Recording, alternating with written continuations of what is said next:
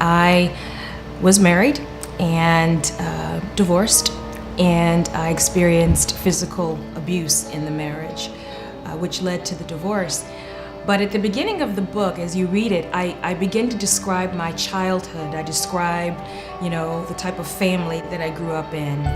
And I grew up in a very ideal situation, if you will. I had a very ideal relationship with my parents. I saw a very godly marriage between my father and my mother.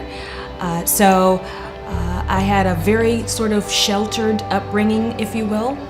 And as you read the book, you begin to understand how I could make the decision to marry my ex-husband. The key takeaway I want for every reader, whether male or female, is that you are created in the image of the Most High God. The Creator created you so that you could create.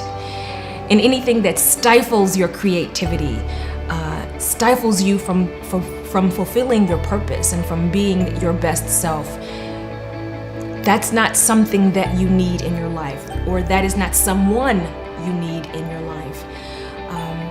I want you to know, or the reader to know, that you are made in the image of God. His imprint is on you. Therefore, you are not to be devalued. You are not to be abused. You are not to be cursed at. The Bible is very clear that blessings and curses cannot come out of the same mouth.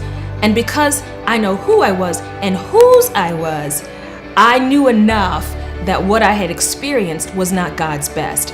And so I had a moment, with God as I was praying, and I said to myself, what about the woman who did not have a father affirm her?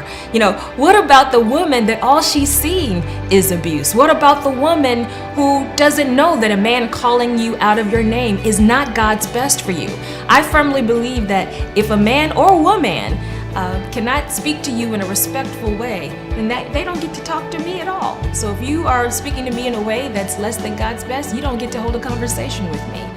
And so I think that if women would hold themselves and hold their potential partners to a high standard, I think some of the abuse, whether it's physical or emotional or verbal abuse, they would not experience it. I firmly believe that we train people how to treat us.